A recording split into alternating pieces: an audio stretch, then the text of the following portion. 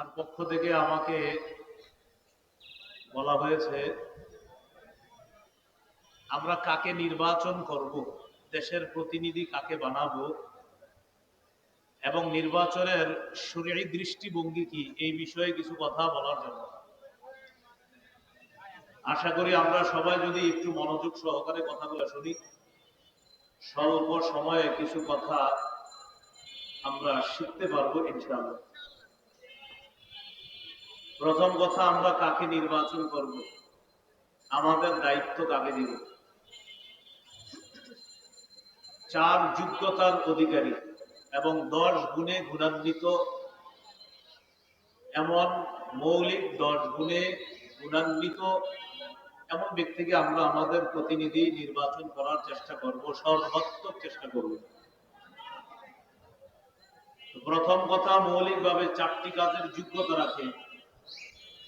সূরা হজের 41 নম্বর আয়াতে আল্লাহ তাআলা বলেন, আল্লাযীনা ইম্মাক্কান্নাহুম ফিল আরদি আকামুস সালাহ।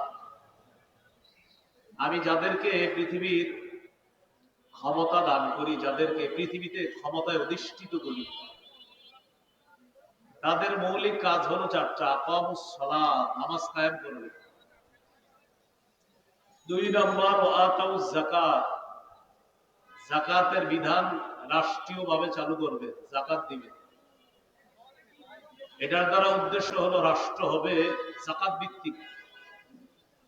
সুদ ভিত্তিক রাষ্ট্র ব্যবস্থা, এটার শেষ পরিণতি হলো ভিক্ষা করা। যাকাত ভিত্তিক রাষ্ট্র ব্যবস্থার শুভ পরিণতি হলো গরিব মানুষ ধনী হয়ে যাওয়া। সুদ ভিত্তিক রাষ্ট্র ব্যবস্থার কুফল, গরিব মানুষ আরো গরিব হবে। যাকাত ভিত্তিক রাষ্ট্র ব্যবস্থার সুফল হলো গরিব মানুষ আরো ধনী হবে। 4 কাজের যোগ্যতা রাখে যিনি, এমন কাউকে আমরা প্রতিনিধি বানাবো। 1 নম্বর, যিনি নামাজ কায়েম করবে, রাষ্ট্রীয়ভাবে নামাজ প্রতিষ্ঠিত করবে। 2 নম্বর, যারা যাকাত দিবে। 3 নম্বর, আমারু বিল মারুফ, যারা সৎ কাজের আদেশ করবে। 4 নম্বর, ওয়ানাহাউ আনিল মুনকার, অসৎ কাজ থেকে নিষেধ করবে। এমন কাউকে যেন আমরা প্রতিনিধি না বানাই যিনি নিজেই অসৎ কাজ করে, তো তিনি অন্যকে অসৎ কাজের বাধা কিভাবে দিবে? এটা বুঝে ঠিক বলতে হবে, রেডিমেড ঠিক না, আসলেই ঠিক। যিনি অসৎ কাজে বাধা দিতে পারে না, এমন কাউকে যদি আপনি প্রতিনিধি বানান, তো তিনি অসৎ কাজে বাধা দিবে কিভাবে? এই জন্য এই 4 কাজের যোগ্যতা রাখে এমন ব্যক্তিকে আমরা ইনশাআল্লাহ আগামীতে আমাদের দেশের প্রতিনিধি বানাবো ইনশাআল্লাহ। এটা আমাদের জন্য আমানত। 10টি মৌলিক গুণের অধিকারী হতে হবে যিনি আমাদের দায়িত্বশীল হবেন।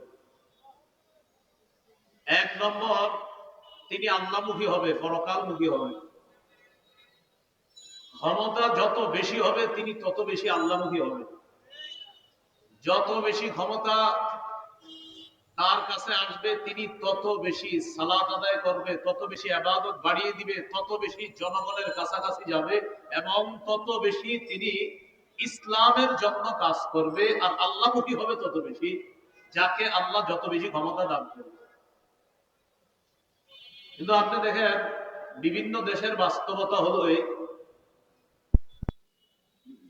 যারা বর্তমান পৃথিবীতে বিভিন্ন ভাবে বিভিন্ন পন্থায় ক্ষমতায় অধিষ্ঠিত হচ্ছে, তাদের ক্ষমতা যত বাড়ে দুর্নীতি তত বাড়ে। কিন্তু একজন মুত্তাকি আল্লাহওয়ালা, যিনি পরহেজগার আল্লাহমুখী হবে, তিনি যদি ক্ষমতায় বসে তাহলে তার আল্লাহমুখী হওয়া এবং আখিরাতমুখী হওয়া আগের চেয়ে আরো বেড়ে যাবে। এটা হলো আমাদের প্রতিনিধি যিনি হবে তার 1 নম্বর গুণ হবে এটা। সুলাইমান আলাইহিস সালাতু ওয়াস সালামকে আল্লাহ তাআলা এত বড় রাজত্ব দান করেছেন। সূরা আম্বিয়ার 81 নম্বর আয়াতে আল্লাহ বলেন, ওয়ালি সুলাইমান আর-রিহা আসিফাতান তাজরি বিআমরিহি ইলাল আরদিল্লাতী বারাকনা ফিহা। আমি সুলাইমানের জন্য ঝোড়ো হাওয়াকে বশীভূত করে দিলাম, বাতাসকে তার অনুগামী করে দিলাম।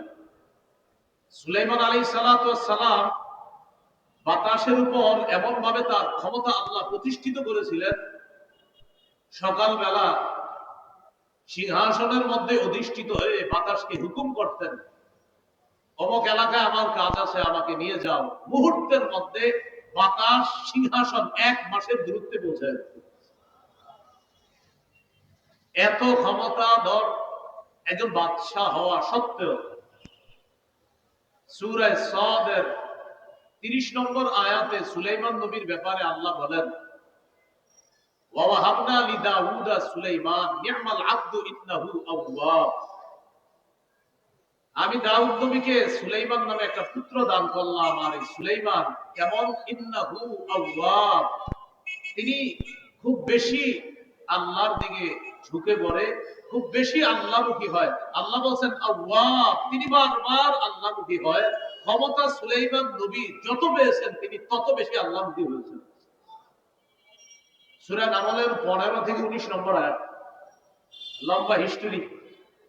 সুলাইমান আলাইহিস সালাতু ওয়াস সালাম বহর নিয়ে রওনা করলেন, পিঁপড়ার এলাকায় গেলেন।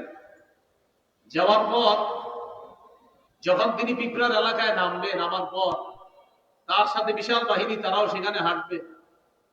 পিঁপড়ার রানী যে ছিল ফালাত, নামলাতু ইয়া আইয়ুহান নাম্বার গুণ হবে, তিনি যত বেশি ক্ষমতা পাবে তত বেশি আল্লাহমুখী হবে। 2 নম্বর, আমরা যাকে নির্বাচিত করব তিনি ইনসাফ প্রতিষ্ঠিত করবে, এমন মানুষকে নির্বাচিত করতে হবে। এমন মানুষকে আমরা আমাদের জন্য নির্বাচন করতে হবে যিনি ইনসাফ প্রতিষ্ঠিত করবে। সূরা সাদের 26 নম্বর আয়াতে আল্লাহ বলেন, ইয়া দাউদ ইন্না জাআলনাকা খলিফাতান ফিল আরদি ফাহকুম বাইনান নাসি বিল হক। হে দাউদ, আমি আপনাকে দুনিয়াতে প্রতিনিধি বানাইলাম। ফাহকুম বাইনান নাসি বিল হক, মানুষের মাঝে ইনসাফের সাথে আপনি বিচার করেন। দাউদ নবী ফিলিস্তিনের সর্বপ্রথম, বনী ইসরাইলের মধ্যে প্রথম ব্যক্তি দাউদ নবী, যিনি ফিলিস্তিনে প্রায় 73% অঞ্চল আল্লাহ তাআলা দাউদ নবীর শাসন ব্যবস্থায় পুরো ফিলিস্তিনের প্রায় 73% অঞ্চল দাউদ নবীর অধীনে আল্লাহ দিয়ে দিয়েছেন। মনে রাখা ভালো, ইহুদিরা ফিলিস্তিন শাসন করেছে প্রায় 438 বছর। এই 438 বছরের মধ্যে ইমানি শাসন হলো 80 বছর। ইমানি শাসন মাত্র 80 বছর। এই 80 বছরের মধ্যে 40 বছর হলেন দাউদ নবী শাসক, আর 40 বছর সুলাইমান নবী। অর্থাৎ বাবা দাউদ নবী 40 বছর শাসক ছিলেন ফিলিস্তিনের, আর সুলাইমান নবী ছিলেন 40। এই 40 যুগে 80। মনে রাখবো, আমরা বনী ইসরাইল জাতি ফিলিস্তিন শাসন করছে প্রায় 438, এর মধ্যে ইমানি শাসন ছিল মাত্র 80 বছর। এই 80 বছর হলো দাউদ নবীর 40 বছর আর সুলাইমান নবীর 40 বছর। দোনো নবীর ব্যাপারে আল্লাহ সূরা নামলের 15 নম্বর আয়াতে বলেন, ওয়াকাল আলহামদুলিল্লাহিল্লাযী ফাদ্দালানা আলা কাসীরিন মিন ইবাদিহিল মুমিনিন। বাবা এবং সন্তান বলেছে, সমস্ত প্রশংসা আল্লাহ, যে আল্লাহ আমাদেরকে পৃথিবীতে তার অনেক মুমিন বান্দাদের উপর শ্রেষ্ঠত্ব দান করেছেন। দাউদ নবী ক্ষমতা পেয়ে প্রশংসা করলো কার? সুলাইমান নবী ক্ষমতা পেয়ে প্রশংসা করলো কার? তো দাউদ নবীকে আল্লাহ বলছেন, দাউদ ফাহকুম বাইনান নাসি বিল হক, আপনি মানুষের মাঝে ইনসাফের সাথে ফয়সালা করবেন, বিচার করবেন।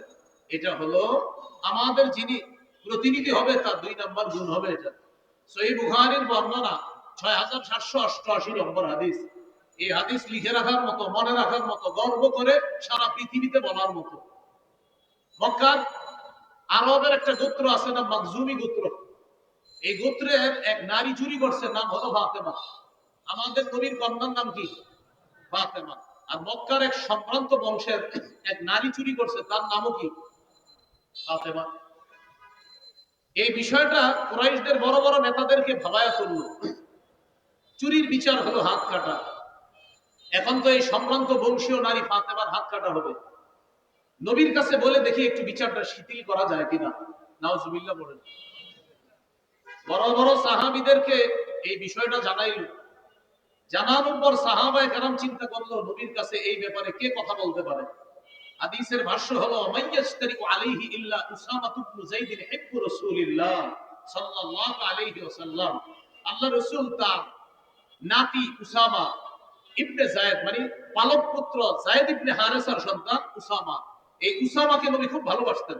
হাদিসে আসছে হিব্বু রাসূলিল্লাহ, নবীর খুব আস্থাভাজন ভালোবাসার মানুষ। তো সাহাবায়ে কেরাম বলল, এই ব্যাপারে নবীর সাথে আমরা কেউ দুঃসাহস দেখাইতে পারবো না কথা বলার জন্য। উসামা পারে নবীর কাছে গিয়ে কথা বলতে, কারণ নবী উসামাকে খুব ভালোবাসে।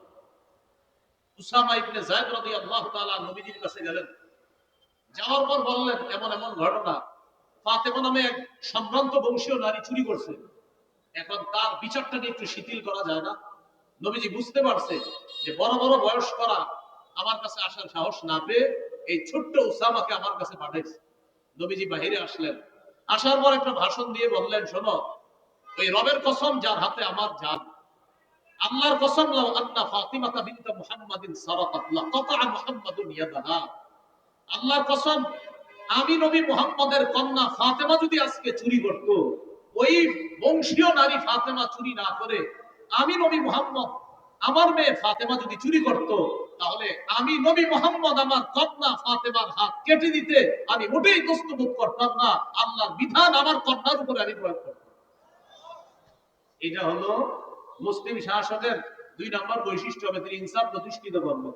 এখন ইনসাফ প্রতিষ্ঠিত করার সময় আপনি যখন ইনসাফ প্রতিষ্ঠিত করবেন, যেই মাত্র বিচারটা করবেন, তখনই দেখলেন সে তো আমার আত্মীয় লাগে, আর বিচার আপনি শিথিল করে ফেললেন, এটা ইসলাম শিক্ষা দেয় না। এজন্য ইসলামী শাসন ব্যবস্থায় যিনি মুসলিম শাসক মুসলমানদের প্রতিনিধিত্ব করবেন, তার 2 নম্বর গুণ হবে এই ইনসাফ প্রতিষ্ঠিত করবে সমাজে। এই জন্য আমরা এমন কাউকে জনপ্রতিনিধি নির্বাচিত করব যার সিনায় কোরআন আছে, যার সিনায় হাদিস আছে, যিনি কোরআন হাদিস অনুযায়ী আমাদের মাঝে ইনসাফ ভিত্তিক একটা রাষ্ট্র ব্যবস্থা আমাদেরকে উপহার দিতে পারবে। মনে থাকবে তো সবার ইনশাআল্লাহ? 3 নম্বর, অন্যায়ের পথ পরিহার করে ন্যায়ের পথ চলা। অন্যায়ের পথ পরিহার করে ন্যায়ের পথে চলা। আরেকটি সুন্দর বাংলা আছে, ফাসাদের পথ পরিহার করে সংশোধনের পথে চলা।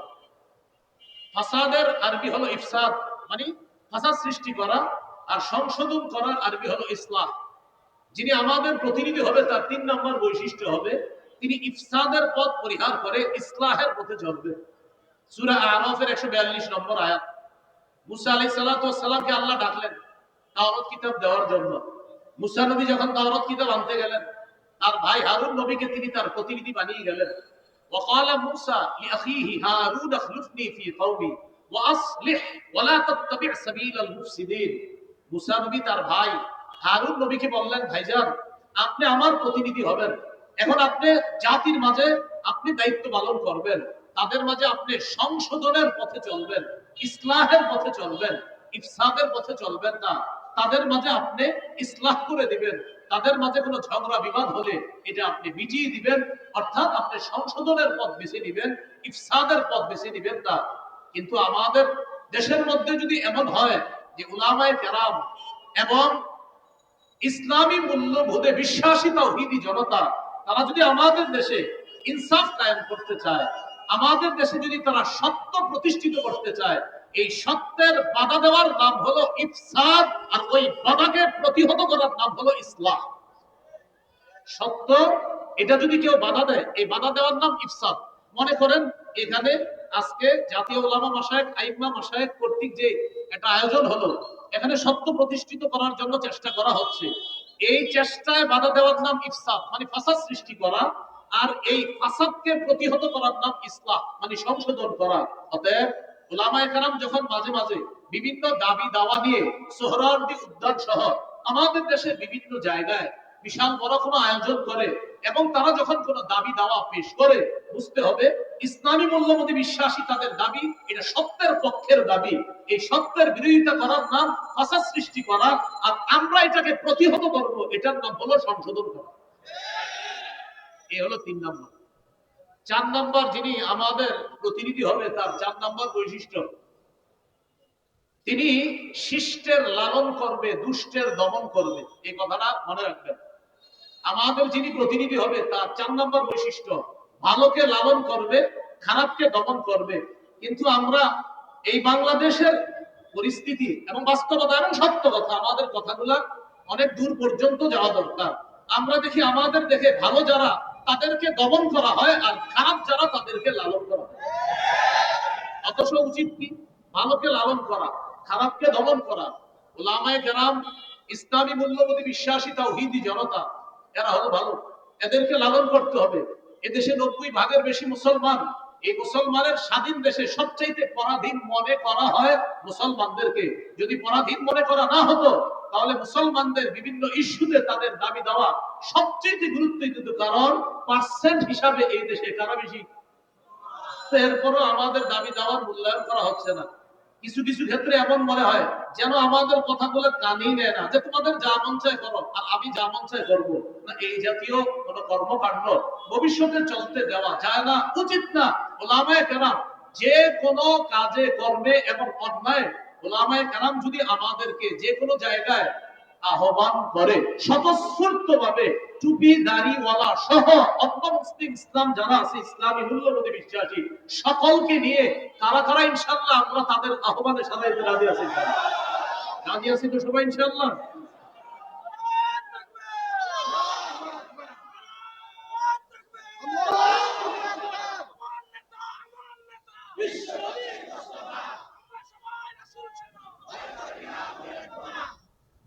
চার নম্বর বৈশিষ্ট্য, শিষ্টের লালন, দুষ্টের দমন।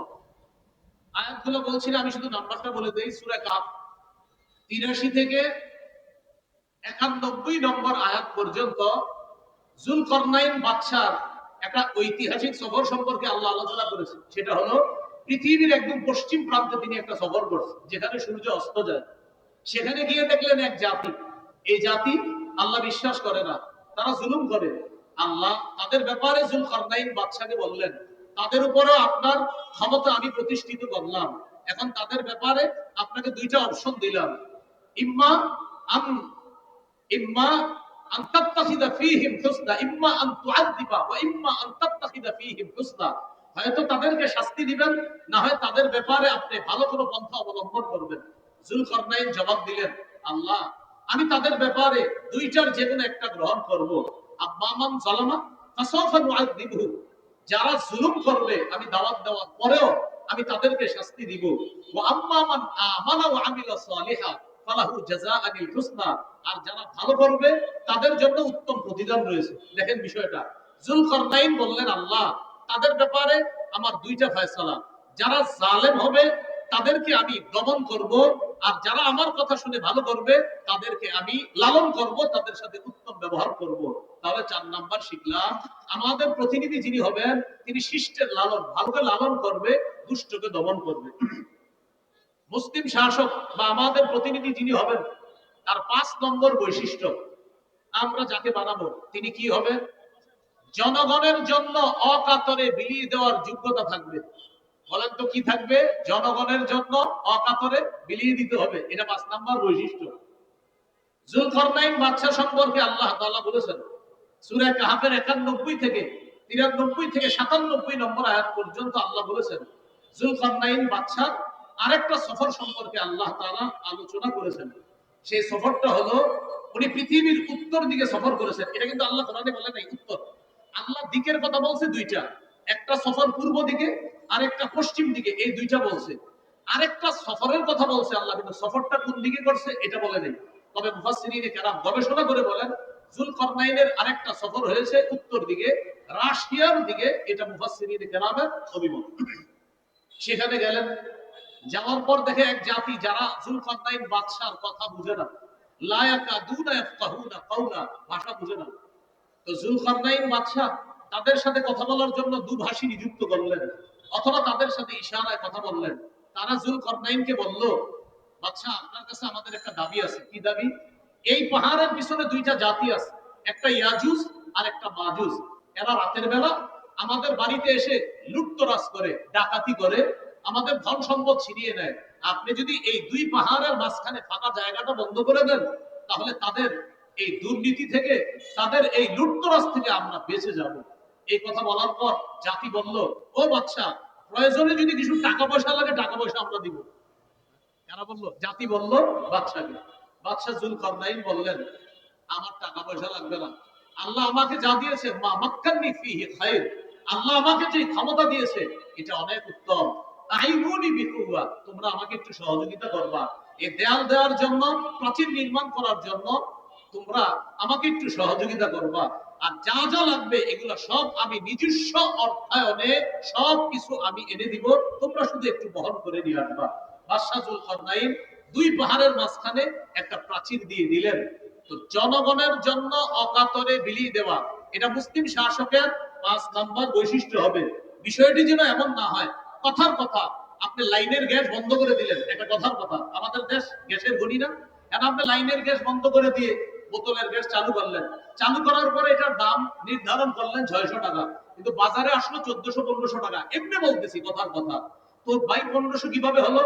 600 হলো মূল দাম, এরপরে 1 টাকা পায় অমুকে, আরেক টাকা অমুকে, আরেক টাকা তমুকে, এইভাবে অমুকে আর তুমুকে যারা পায় আর যারা নেয়, এই জাতীয় কাউকে যদি আবার প্রতিনিধি নির্বাচন করা হয় তাহলে রডের পরিবর্তে আবারও বাঁশ পাওয়া যাবে।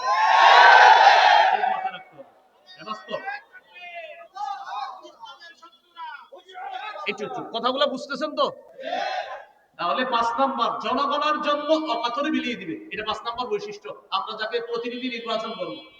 6 নাম্বার বৈশিষ্ট্য, প্রতিনিধি যিনি হবে আমাদের, তিনি কিছু করতে পেরে বলবে আলহামদুলিল্লাহ এটা আমার রবের দয়া, এটা বলবে।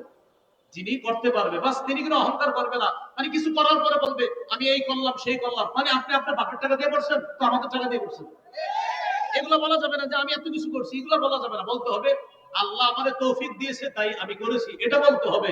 যদি কেউ কিছু করার পর বলে আমি এটা করেছি সেটা করেছি, এই কথাগুলা অহংকার প্রদর্শন প্রকাশ পাবে। আর অহংকার যখন প্রকাশ পাবে তখন পতন এমন ভাবে হবে, যার পতন হবে তিনি নিজেও বুঝবে না কিভাবে পতন হয়ে যাবে। খুব সাবধান, আল্লাহ আমাদেরকে হেফাজত করে দেয়। 6 নাম্বার, প্রতিনিধি কিছু করতে পেরে তিনি কার শুকরিয়া আদায় করবেন? আল্লাহ, যে আল্লাহ দিয়েছে। সূরা কাহফের 98 নম্বর আয়াতে আছে, যুলকারনাইন এই দেয়াল করে দেওয়ার পর বলছে হাদা রাহমাতুম মির রাব্বি, এটা আমার রবের অনুগ্রহ, দয়া, আমার রব দয়া করছে তাই তোমাদের জন্য কিছু করতে পারছে। আমরা যাকে প্রতিনিধি নির্বাচন করব তার 7 নম্বর বৈশিষ্ট্য, তিনি রক্ষণাবেক্ষণ এবং অর্থনীতিতে পারদর্শী হতে হবে। রক্ষণাবেক্ষণ এবং অর্থনীতি, আমাদের উপর একটা অভিযোগ উঠেছিল যে ওলামায়ে কেরাম কি অর্থনীতি বুঝে, এরকম। মাওলানা হওয়ার 2 বছর আগে আমাদের কওমি মাদ্রাসার ছাত্ররা অর্থনীতির ব্যাপারে পোকা পোকা হয়ে যায়, অর্থনীতি শুধু বুঝে না। মাওলানা হওয়ারও 2 বছর আগে আমাদের কওমি মাদ্রাসার ছাত্রদেরকে অর্থনীতি খাওয়ায়া দেওয়া হয়। হ্যাঁ, আমরা একটা অর্থনীতি, সেটা হলো এটার বিরোধিতা করি, এই জন্য মনে করে আমরা বুঝি না। সেটা কি? সুদ ভিত্তিক অর্থনীতির বিরোধিতা আমরা করি। এই জন্য যারা সুদ ভিত্তিক অর্থ ব্যবস্থা চায় তারাই বলে যে ওলামায়ে কেরাম অর্থনীতি বুঝে না। কারণ ওলামায়ে কেরাম যাকাত ভিত্তিক অর্থনীতি বুঝে, আর সুদ ভিত্তিক অর্থনীতি এটা জাহান্নামী। এটা বলার কারণে একদল মানুষ আমাদেরকে অভিযুক্ত করে যে আলেমরা অর্থনীতি বুঝে না। আসলে বিষয়টা এমন না, আলেমরা অর্থনীতি শুধু বুঝে না, ওলামায়ে কেরাম অর্থনীতি পড়ানোর যোগ্যতা রাখে। এই কথাটা 7 নাম্বার, রক্ষণাবেক্ষণ এবং অর্থনীতিতে পারদর্শী। ইউসুফ আলাইহিস সালামের ব্যাপার আছে সূরা ইউসুফের 55 নম্বর আয়াত। ইউসুফ নবী যখন দেখলেন যে এই দেশে যদি খাদ্য ভান্ডারের দায়িত্ব আমি না নেই তাহলে জালেমরা খাবার শেষ করে ফেলবে, ইউসুফ নবী নিজেই দায়িত্ব চেয়ে নিলেন, ইজআলনি আলা খাযাইনিল আরদ, আমাকে খাদ্য ভান্ডারের দায়িত্ব দেন। ইউসুফ নবী বললেন, এখান থেকে একটা বিষয় বুঝে আসে, বুখারীতে আছে লা তাসআলিল ইমারা, দায়িত্ব চেয়ে নিও না। আর কোরআনে দেখলাম আমরা ইউসুফ নবী বলতেছে আমাকে দায়িত্ব দেন, বুখারীতে আছে দায়িত্ব চেয়ে নিও না। আর সূরা ইউসুফের মধ্যে ইউসুফ নবী দায়িত্ব চেয়ে নিচ্ছে। এটার উত্তর হলো, যখন যোগ্য ব্যক্তি দায়িত্বে থাকবে তখন আমার আপনার দায়িত্ব চেয়ে নেওয়া দরকার নাই। আর অযোগ্য ব্যক্তিতে যখন দেশের দায়িত্বের জায়গাগুলো ভরপুর হয়ে যাবে, যোগ্য ব্যক্তিরা তখন ওই দায়িত্ব চেয়ে নিবে, যেভাবে হোক সঠিক পন্থায় ওই দায়িত্ব চেয়ে নিয়ে সেখানে যোগ্য ব্যক্তিরা বসতে হবে। বুঝে আসছে তো? বুখারীতে আসছে দায়িত্ব চেয়েও না, চেয়েও না মানে যোগ্যরা থাকলে তোমার চাওয়া দরকার নাই। আর সূরা ইউসুফে কি আসছে? অযোগ্যরা যখন দায়িত্বে থাকবে তখন যোগ্যরা দায়িত্ব চেয়ে নিতে হবে। 8 নাম্বার, আমাদের প্রতিনিধি যিনি হবেন তিনি ঘুষ গ্রহণ করবে না। এটা 2 বার জোরে বলেন, জোরে বলেন সবাই, কি 2 বার কি গ্রহণ করবে না? আবার বলেন, কি গ্রহণ করবে না? এরা এরকম লোক আমরা প্রতিনিধি বানাতে হবে। সূরা নামলের 35-36 নম্বর আয়াত। রানী বিলকিস সুলাইমান নবীর কাছে হাদিয়া পাঠাইছে।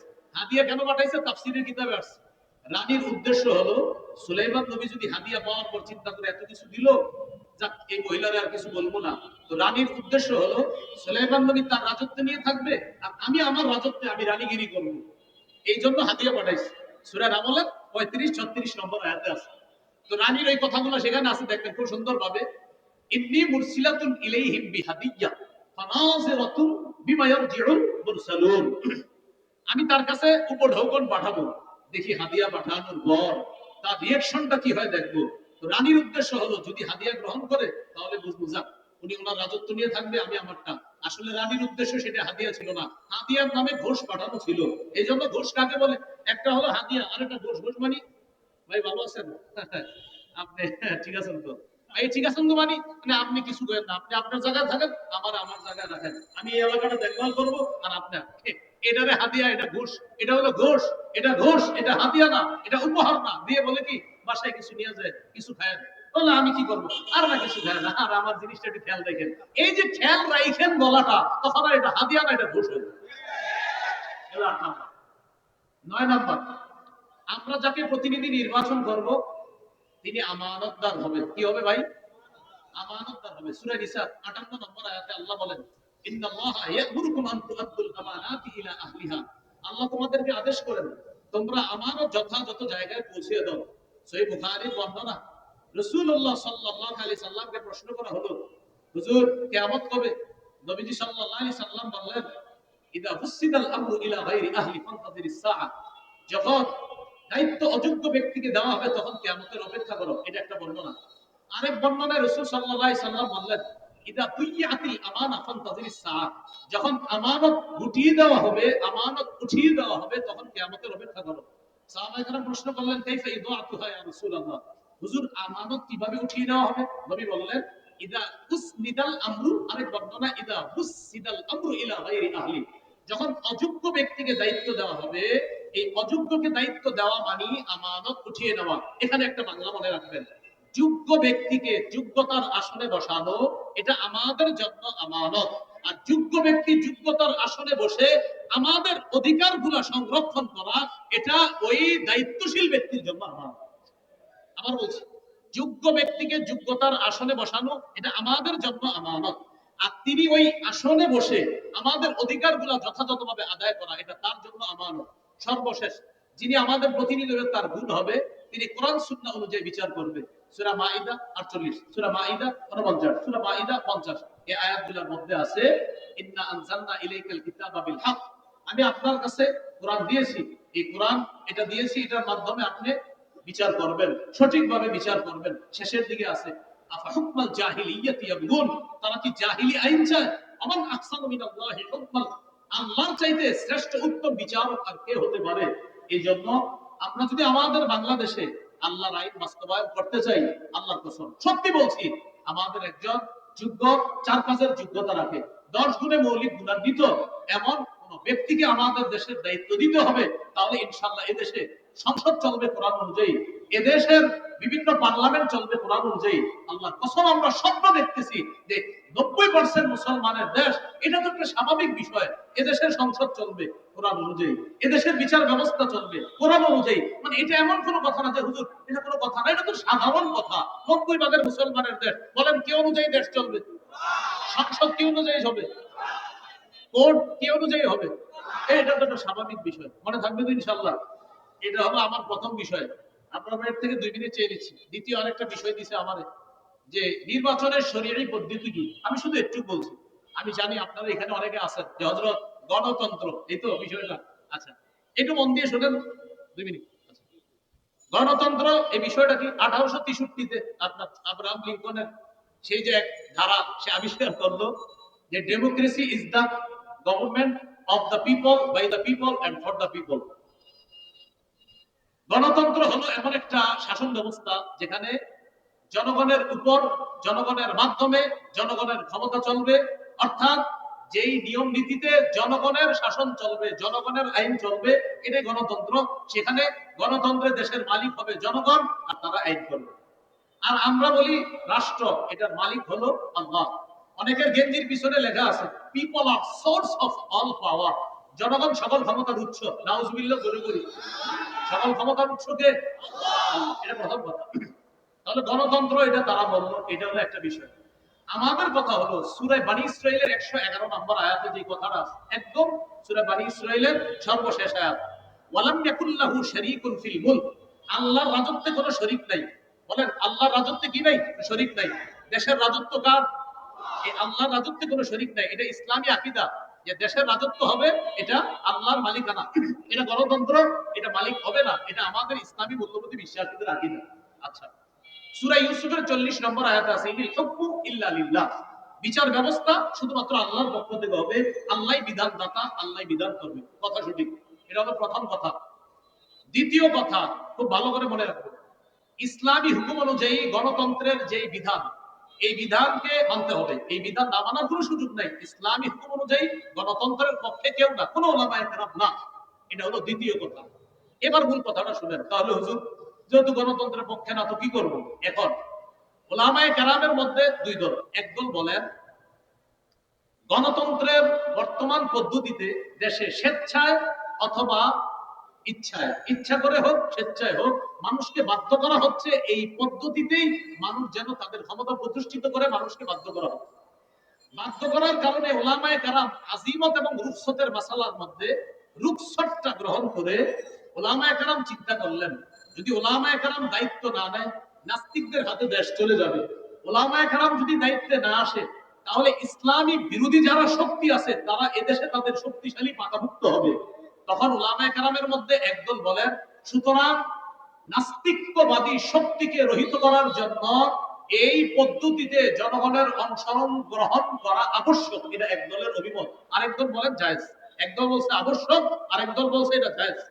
এই পদ্ধতিতে অংশগ্রহণ করে নাস্তিকবাদের বিরোধিতা করা এবং আল্লাহর হুকুম পৃথিবীতে প্রতিষ্ঠিত করার জন্য চেষ্টা করা। মানে আমি জানতে চাই আমাদের আপনার ভাই এখানে আছে, আপনার তো এই নিয়তে আছে নাকি অন্য কোনো নিয়ম? আমাদের আপনার ভাই মাশাআল্লাহ ইনশাআল্লাহ সিলেটের এমপি হবে, আল্লাহ কবুল করেন। যাই হোক, আবরার ভাইয়ের সাথে আমার ভালো পার্সোনাল সম্পর্ক, একটু মধুর, এই জন্য একটু হাসাহাসি করলাম। আপনারা আবার দোয়া করেন, অন্তর থেকে দোয়া করেন, আল্লাহ তৌফিক দান করেন। এখন এই পদ্ধতিতে জনগণ অংশগ্রহণ করবে, করার পর এখানে মনে রাখতে হবে চারটা কথা। বলেন সাক্ষ্য, সুপারিশ, প্রতিনিধি, আমানত। সাক্ষ্য, সুপারিশ, প্রতিনিধি নির্বাচন, উকিল নির্বাচন, আমানত। এই চারটা কথা। এবার বলেন ভোট মানি হলো সাক্ষ্য দেওয়া, সুপারিশ করা, উকিল নিযুক্ত করা, আমানত রক্ষা করা। আপনি যে কারো পক্ষে আপনি একটা কথা বলতেছেন যে আমি অমুককে প্রতিনিধি বানাবো, এই প্রতিনিধি বানানোর অর্থ হলো এক নাম্বার আপনি তার পক্ষে সাক্ষী দিতেছেন। আপনি তার পক্ষে সাক্ষী দিতেছেন। এই সাক্ষী আপনি তার পক্ষে এটা যে দিতেছেন এটা বুঝে শুনে আপনি তার পক্ষে সাক্ষী দিতে হবে। এটা হলো এক নাম্বার কথা। তো এই যে দ্বিতীয় নম্বর কথা সুপারিশ করা, সূরা নিসার 85 নম্বর আয়াতে আছে মাইয়াশফা শাফাআতান হাসানা ইয়াকুল লাহু নাসিবুম মিনহা, যে সঠিক ব্যাপারে সুপারিশ করবে, সুন্দর সুপারিশ করবে, এটা সওয়াব সে পাবে। মাইয়াশফা শাফাআতান সাইয়্যিআ, আর যে ব্যক্তি খারাপ ব্যাপারে সুপারিশ করবে ইয়াকুল লাহু কিফলুম মিনহা, সে এটার গুনাহের অংশ পাবে। এবার বুঝেন, একজন আল্লাহওয়ালা ব্যক্তি আর একজন খারাপ ব্যক্তি, একজন তাকওয়াবান মানুষ তাকেও চাইলে আমি নির্বাচন করতে পারি, আর একজন খারাপ মানুষ তাকেও নির্বাচন করতে পারি। এই আল্লাহওয়ালা মানুষকে আমি তার পক্ষে কথা বলা মানে হলো ভালো কাজের সুপারিশ করা, খারাপ মানুষের পক্ষে কথা বলা মানে খারাপ কাজে সুপারিশ করা। খারাপ কাজে যদি সুপারিশ করি কিয়ামতের ময়দানে আল্লাহর কাছে আমাকে দাঁড়াতে হবে। তাহলে এক নাম্বার সাক্ষ্য দেওয়া, আমি সাক্ষ্য দিচ্ছি। দুই নাম্বার আমি সুপারিশ করতেছি। তিন নাম্বার আমি উকিল নিযুক্ত করতেছি, প্রতিনিধি নিযুক্ত করতেছি আমার পক্ষ থেকে। আমরা যাকে দায়িত্বশীল বানাবো তিনি আমাদের পক্ষ থেকে ওকালতি করবে, আমাদের প্রতিনিধিত্ব করবে। চার নাম্বার আমানত, এটা একটা আমানত। প্রিয় ভাইরা, এই আমানত যেন অপাত্রে না করে। আর মুফতি শফি রহমতুল্লাহ আলাইহি লেখছেন তিনটা, সাক্ষ্য, সুপারিশ আর হলো প্রতিনিধিত্বের অথরিটি প্রদান করা। এই তিন ক্ষেত্রে মুসলমান বুঝে শুনে পা বাড়াতে হবে। আমি আপনি আগামীতে তিনটি বিষয় মাথা রাখবো যে আমি কিন্তু কারো পক্ষে হয়তো সাক্ষী দিতে হবে, আমি কারো পক্ষে সুপারিশ করতে হবে, আমি জনগণের জন্য কাউকে প্রতিনিধি নিযুক্ত করতে হবে। আল্লাহ আমার সাক্ষ্যটা যেন অন্যায়ের পক্ষে না হয়, আমার সুপারিশ যেন অন্যায়ের পক্ষে না হয়, আমি যাকে প্রতিনিধি বানাবো তিনি যেন কোনো খারাপ মানুষ না হয়। প্রিয় ভাইয়ারা, এই তিনটা কথা আরো প্রত্যেকে 10 জনকে জানায় দিবেন যে আগামীতে তিনটা কথা মাথায় রাখবা। আমি যার পক্ষে সুপারিশ করব, আমি যার পক্ষে সুপারিশ করব তিনি ভালো মানুষ হয়, আমি যার পক্ষে সাক্ষ্য দিব তিনি যেন ভালো মানুষ হয়, আমি যাকে প্রতিনিধি বানাবো তিনি যেন ভালো মানুষ হয়।